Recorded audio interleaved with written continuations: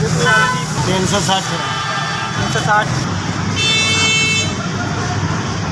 जी केड़ा नहीं बंदा होंदा भाई उन्हें दसो जिन्हों तेल मिले और रोज नहीं होंदा तो और ने की होना है मेहरबानी जनाब तुहाडी और 500 का तेल भाण फ्री मिलिया मैं खुश हो गया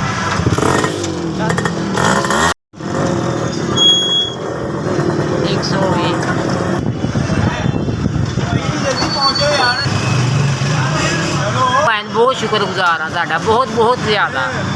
मेहरबानी उसका तेल पवा के दिता 500 का तेल पवा के दिता वैसे की प्रोसीजर मुझे 500 का फ्री तेल दिया मैं बहुत शुक्रगुजार हूँ आपका ये लो आप आज का दौर में कोई किसी का काम नहीं आता बहुत अच्छे इंसान हैं जिन्होंने फ्री में तेल डलवाया 500 रुपये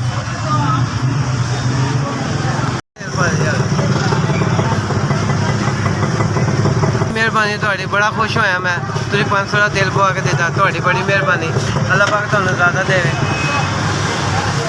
मेहरबानी 120 का 120 का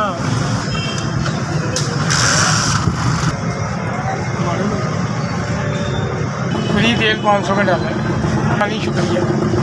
मेहरबानी शुक्रिया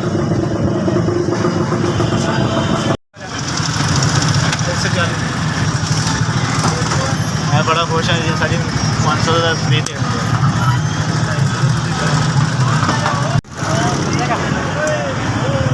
260 का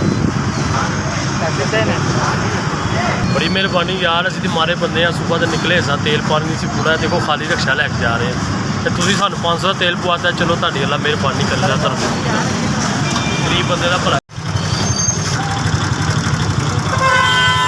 500 का फ्री तेल मिले मैं शुक्रगुजार इन्हों का भाइयों का मेहरबानी शुक्रिया जनाब 200 मेहरबानी सर 500 रुपये का तेल मिले फ्री मेहरबानी